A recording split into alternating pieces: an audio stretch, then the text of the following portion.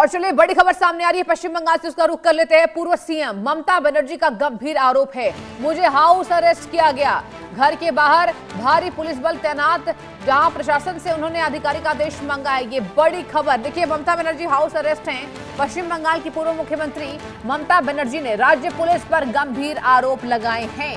Social media पर जारी एक वीडियो संदेश में उन्होंने दावा किया कि उन्हें प्रभावी रूप से हाउस अरेस्ट कर दिया गया।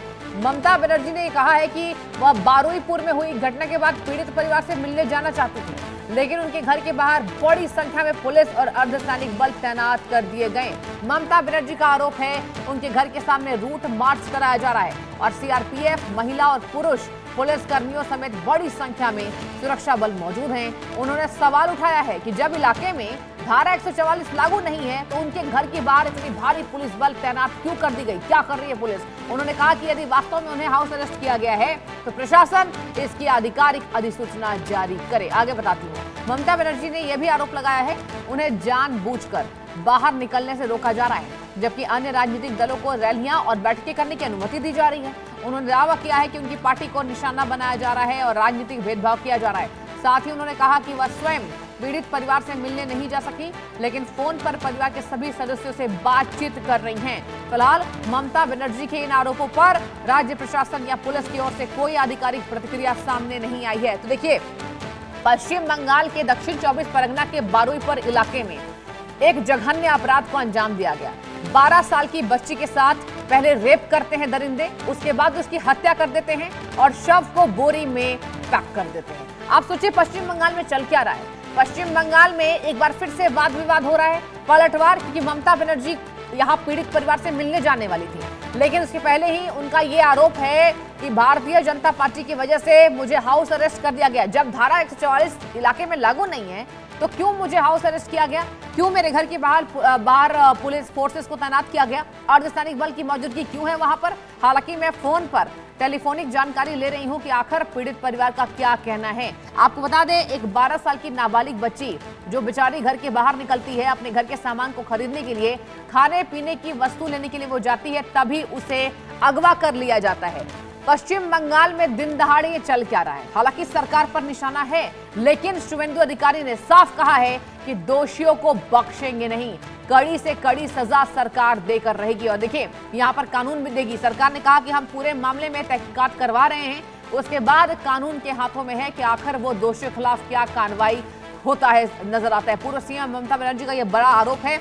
पश्चिम बंगाल में एक बार फिर से विवाद बढ़ता जा रहा है। बारुईपुर इलाके में आपको बता दें, उन्होंने साफ कहा पश्चिम बंगाल की पूर्व सीएम ममता बनर्जी ने कि कई ऐसी पार्टियां हैं जिन्हें मिलने की अनुमति दे दी गई है, लेकिन आखिर मुझे मिलने से क्यों रोका जा रहा है, सरकार क्यों ऐसे करा रही है, आखिर बंगाल पुलिस मेरा साथ क्यों नहीं दे रही है। उन्होंने प्रशासन से आधिकारिक आदेश मांगा है कि मुझे हाउस अरेस्ट करने की वजह क्या है, आप बताइए। यानी कि उन्होंने प्रशासन से साफ तौर पर सवाल जवाब किया दर्शकों। बंगाल में आप कह सकते हैं कि पीड़ित जो है, जो नाबालिग है, जो इस दुनिया में नहीं रही, महज 12 साल की बच्ची, आप सोचिए उसके ऊपर क्या बीती होगी जब दरिंदे उसे नोचते हैं, रेप करते हैं, उसके बाद उसकी हत्या करते हैं। निर्मम हत्या कर दी गई है, शव को बोरी में बंद कर दिया गया। और यही वजह है कि बंगाल एक बार फिर से दहल उठा है। आपको बता दें, बंगाल में ममता की सत्ता जा चुकी है। रैनिक दत्ता मेरे संवाददाता जुड़ चुके हैं। रैनिक, देखिए, सरकार और पार्टियों का काम है एक दूसरे पर प्रत्यारोप, लेकिन पीड़ित का क्या, बार बार पीड़ित परिवार सरकार के विवाद के हत्थे चढ़ जाता है। एक बार फिर से हम यही देख रहे हैं, ममता बनर्जी अलग आरोप लगा रही हैं, पीड़ित परिवार के साथ कौन न्याय कर रहा है। रैनिक, बताइए जरा। देखिए, पीड़ित परिवार कह रहे हैं कि पश्चिम बंगाल सरकार पीड़ित परिवार के साथ है। पश्चिम बंगाल सरकार के मुख्यमंत्री शुभेंदु अधिकारी की तरफ से पीड़ित जो विक्टिम का पिताजी है उनके साथ बात किया गया है और उनके तरफ से जो निर्देश दिया गया है उसी बेसिस पर पुलिस की तरफ से काम किया जा रहा है। मैं एक बार दिखाऊंगा। देखिए, मैं इस वक्त एकदम ग्राउंड जीरो में मौजूद हूँ। ग्राउंड जीरो का तस्वीर देखिए कि लोग किस तरीके से गुस्सा लोगों के मन से फूट कर नजर आ रहा है। क्योंकि देखिए, हम लोग पश्चिम बंगाल में आर्चिकोट जैसे घटना देखे थे, हम लोग पश्चिम बंगाल में भोक्ती जैसे घटना देखे थे, मगर उसके बाद पश्चिम बंगाल में नया जो सरकार आया है, इसी सरकार से लोगों का उम्मीद था कि ये सरकार आने के बाद इस तरीके का घटना होगा तो इस तरीके का सजा दिया जाएगा, जो सजा देखने के बाद इस तरीके का हाँ। मैं एक बात करूंगा, जो लोकल लोग हैं बात करूंगा। जो दादा, ये जो घटना घटा है, जो घटना घटा है, क्या चाहते हैं? यहाँ पे लोग ऐसा ही चाहता है, उन लोग का सजा मौत चाहता है, जो फांसी होना चाहता है। ऐसा कभी भी यहाँ एक बार नहीं, कभी भी नहीं हुआ। तो फांसी का सजा चाहिए, जी, फांसी चाहिए, फांसी चाहिए। फांसी चाहिए। देखिए, लोग कह रहे हैं कि फांसी चाहिए, क्योंकि लोग कह रहे हैं कि ऐसा सजा होना चाहिए जो सजा देखने के बाद बिल्कुल। जो घटना हुआ था, जो घटना घटाए थे, उनको भी डर पैदा हो जाए। क्योंकि देखिए, मैं अगर आपको दिखाऊंगा कि किस तरीके से घटना हुआ था और घटना का टाइम फ्रेम क्या था। कुछ देर पहले परिवार के साथ बात हो रहा था, परिवार की तरफ से दावा किया जा रहा है।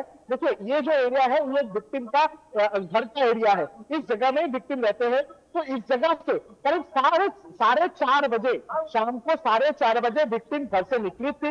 निकलने के कारण था कि उनका एक दोस्त का जन्मदिन था, जन्मदिन का करने के बाद वो दोस्त के घर जाएंगे जन्मदिन का अनुष्ठान को प्रेजेंट करने के लिए। और उसके बाद ही गिफ्ट खरीदने के लिए 4:30 बजे जब निकली, उसके बाद से जो विक्टिम है वो मिसिंग हो गया।